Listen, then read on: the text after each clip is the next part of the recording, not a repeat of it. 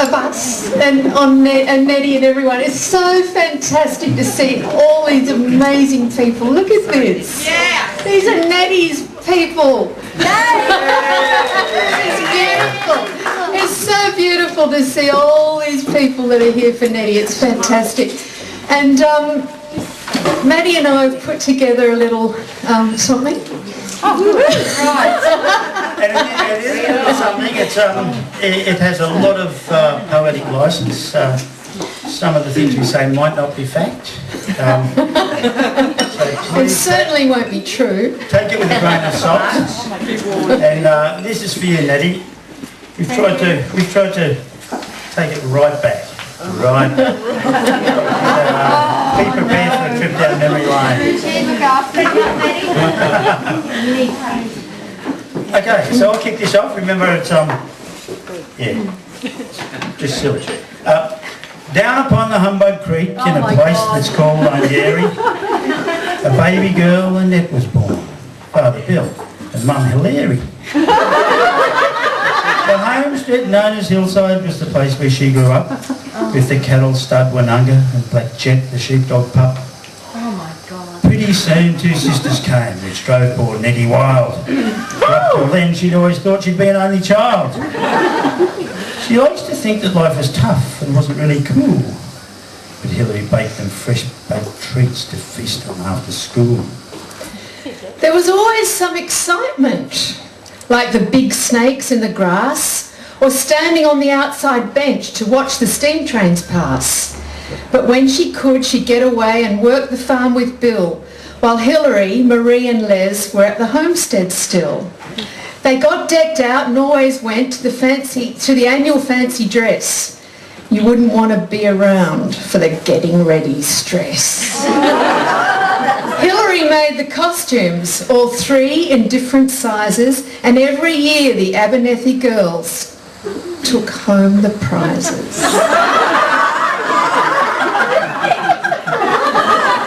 The girls would also help their dad. The girls would also help their dad get bulls prepared for sales. Shampoo their hair and brush them down and even braid their tails. The bulls sold well at every sale, and to add some light relief, he always used the motto, Bills, bulls, bigger bulls, breed better beef. Netty learned her stuff in Central School with eye patch and with glasses, and then was sent to West Wyalong for all her senior classes. Oh. Yes, life was tough for a country girl. It's not all picnic races. In Nettie's case, they topped it off by fitting her with braces. Nettie had a best friend, Jan. They'd hang together when they could. And when it came to boyfriend time, Jan's brother Greg looked pretty good. The teenage romance blossomed and it lasted well past school. Annette and Greg together in their 70s gear were cool. She reckons in her high school years her nature was aloof, but admits she drove the getaway car when they stoned the teacher's roof. After school, she moved away, and Wagga's where she went. She married Greg, then Boyd was born. Her childhood years were spent. She studied hard at college. A teacher she would be. Don and Gay were there as well, and life was fun and free. Playing cards and drinking wine from the local liquor store. I'm a whiz at maths, she'd say, and always kept the score. They partied much too hard one night and caused a bit of a fuss. Before the days of RPT, she drove the porcelain bus.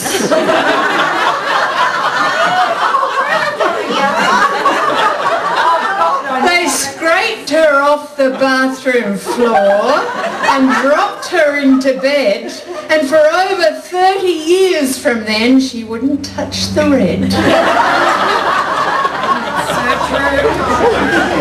When Nettie finished college, they bought a country farm. Speak up, Netty. When Nettie finished college, they bought a country farm way up in Delungra with a lovely rustic charm. She taught in schools around the place and Greg worked with the sheep. Baby Ryan kept them on their toes and broke their sleep. The drought put paid to farming and the crazy interest rates drove them to pull up their stumps and shut the old farm gates. By a twist of fate, the rain came down and the green farm looked so nice. They found a willing buyer and they got a decent price. Greg had seen the island in a small newspaper ad, so he headed off to have a look. Annette thought he was mad. He came back home all starry-eyed with the island in his blood. Unlike the farm, the island offered no more drought or flood. Greg he built, while Netty taught, and life was pretty good. They bought the taxi on a whim, because Greg believed they should. As sometimes often happens with neighbours, Greg jumped the fence for Chrissy. Which sent poor Netty for a 6 and left her feeling pissy. Then Ryan took revenge for her, and the method he employed was to piss in Chrissy's beetle, which she later gave to Boyd.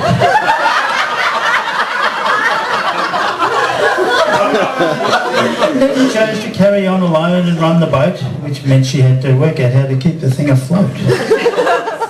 Now Netty gets quite stroppy. In that way only she can. So it's lucky she met Matty, because he's such a patient man.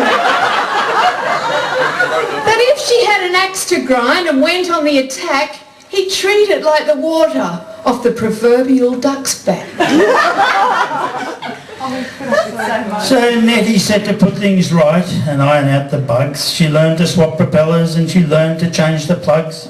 She planned to drive till 10 o'clock, but I can tell you this, she often drove right through the night because Dave was on the piss.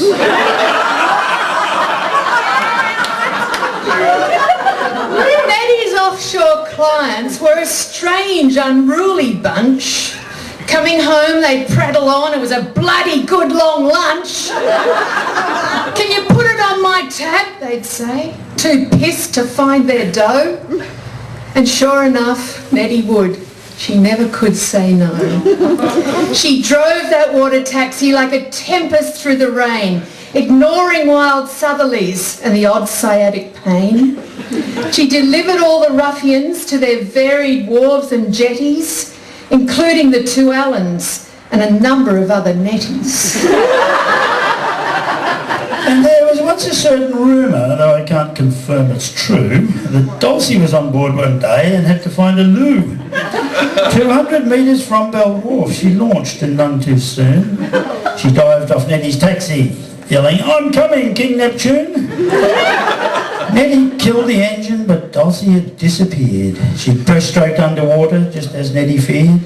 But up she popped eventually on the shore of Scotland Isle, waving and yelling, "Thank you, love, I'll pay you in a while."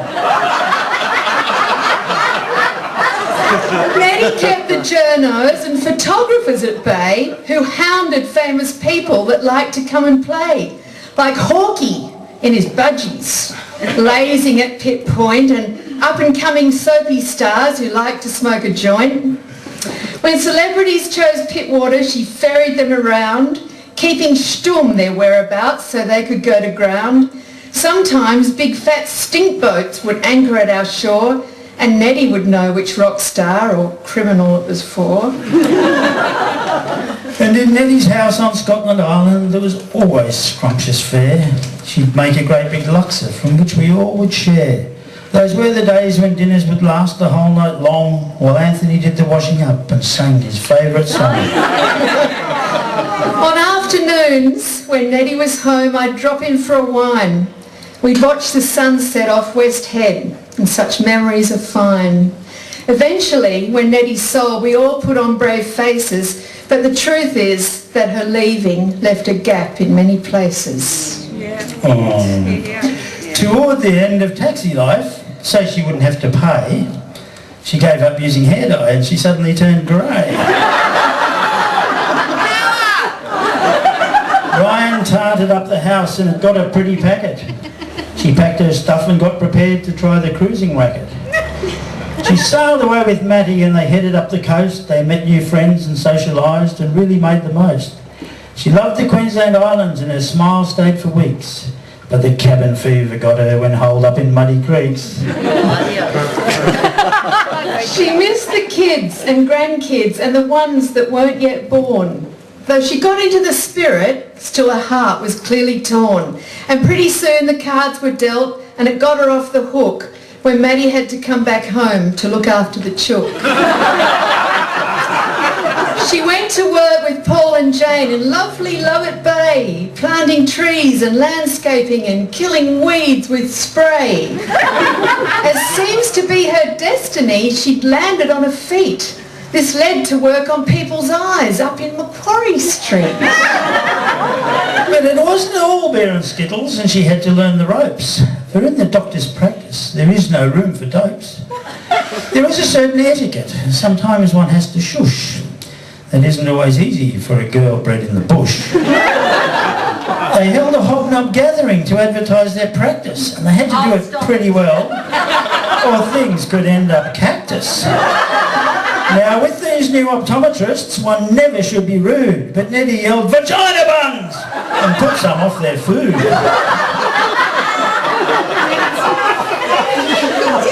Netty's intuition is hardly ever wrong. One day when she saw Peter Mace, she said, "It won't be long before that spot gets serious upon your sunburnt skin. You'd better get it looked at," and Peter rushed straight in.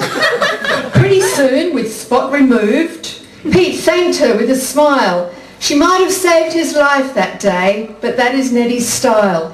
You just feel safe round Netty, because she comforts everyone and she never makes excuses or says it can't be done.